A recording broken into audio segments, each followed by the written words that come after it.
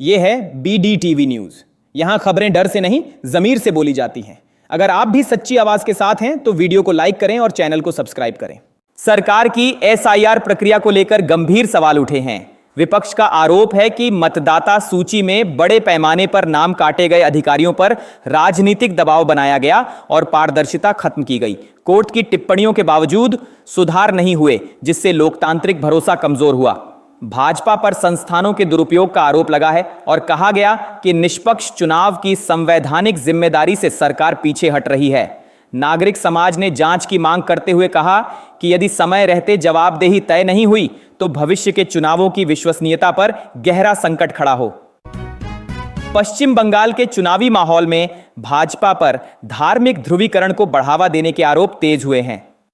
विपक्ष का कहना है कि बाबरी मस्जिद जैसे पुराने मुद्दों को उछालकर वास्तविक समस्याओं से ध्यान हटाया जा रहा है। बेरोजगारी, महंगाई और कानून व्यवस्था पर सवाल दबाए जा रहे हैं। तृणमूल कांग्रेस ने आरोप लगाया कि बाहरी हस्तक्षेप से सामाजिक सौहार्द बिगाड़ने की कोशिश हो रही है। चुनाव आयोग की निष्क्रियता पर भी सवाल उठे हैं और कहा गया कि निष्पक्षता बनाए रखने में विफलता से लोकतांत्रिक प्रक्रिया कमजोर पड़ रही है। जनता को डराने और भावनात्मक मुद्दों से वोट लेने की रणनीति लोकतंत्र के लिए नुकसानदेह बताई गई। राहुल गांधी ने बिहार चुनाव को लेकर गंभीर आरोप लगाए हैं। उन्होंने कहा कि धन बल, बाहुबल और प्रशासनिक मशीनरी का दुरुपयोग कर चुनावी परिणाम प्रभावित करने की कोशिश हो रही है। मतदाता सूची में हेरफेर और प्रचार के दौरान असमान अवसर का मुद्दा उठाया गया।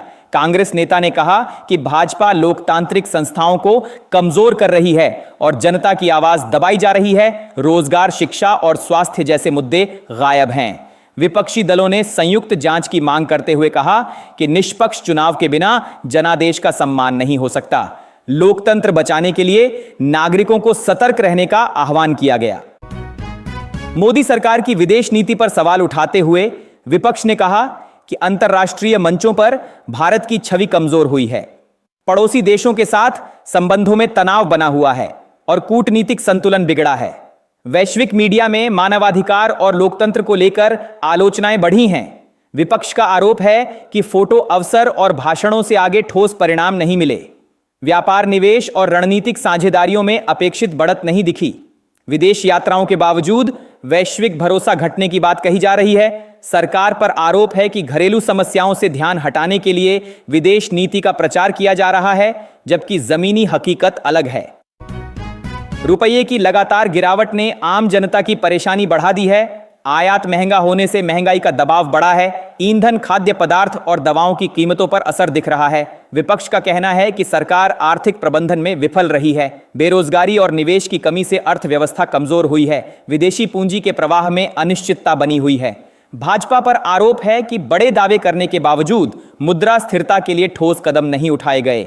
रिजर्व बैंक पर दबाव और नीतिगत अस्थिरता की भी चर्चा है। गिरता रुपया जनता की क्रय शक्ति घटा रहा है और भविष्य को लेकर चिंता बढ़ा रहा है। भारतीय मौसम विज्ञान विभाग IMD ने 17 दिसंबर तक कई राज्यों में भारी बारिश और बिजली गिरने की चेतावनी जारी की है। दक्षिण और पूर्वी भारत के कुछ हिस्सों में बेमौसम बारिश के साथ गरज चमक की सक्रियता बनी रहने की संभावना है, जिससे जनजीवन प्रभावित हो सकता है। वहीं उत्तरी हिस्सों में पश्चिमी विक्षोभ के प्रभाव से कड़ाके की ठंड और शीतलहर का प्रकोप बढ़ने के संकेत हैं, जिससे तापमान में गिरावट जारी रहेगी। लोगों को बारिश और तूफानी गतिविधियों के लिए सतर्क रहने तथा सुरक्षा उपाय अपनाने की सलाह दी गई है। मौसम में बदलाव के चलते कोहरे की संभावना भी बनी रह सकती है। अमेरिका द्वारा प्रतिबंधित घोषित आतंकी संगठन लश्कर-ए-तैयबा के एक सदस्य ने पाकिस्तान से भारत और खासकर दिल्ली को निशाना बनाने की धमकी दी है। उसने अपने बयान में कहा कि भारत के पास मौजूद राफेल लड़ाकू विमान और S-400 मिसाइल रक्षा प्रणाली भी देश को बचा नहीं पाएंगे और उनका लक्ष्य दिल्ली पर वार करना है। यह बयान सुरक्षा तनाव के बीच आया है, जिस पर भारत की सुरक्षा एजेंसियों ने सतर्कता बढ़ा दी है और ऐसे बयानों को गंभीरता से लिया जा रहा है। आतंकी संगठन पहले से ही भारत विरोधी गतिविधियों में सक्रिय है और इस धमकी से चिंता बढ़ी है।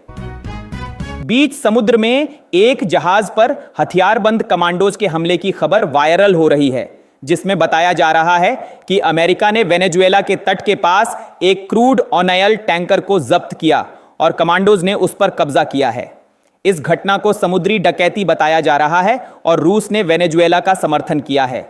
सोशल मीडिया पर इसे पुतिन मोदी के बड़े खेल से जोड़ा जा रहा है, लेकिन कोई आधिकारिक रिपोर्ट नहीं मिली है कि प्रधानमंत्री मोदी या पुतिन का इसमें सीधे हाथ है।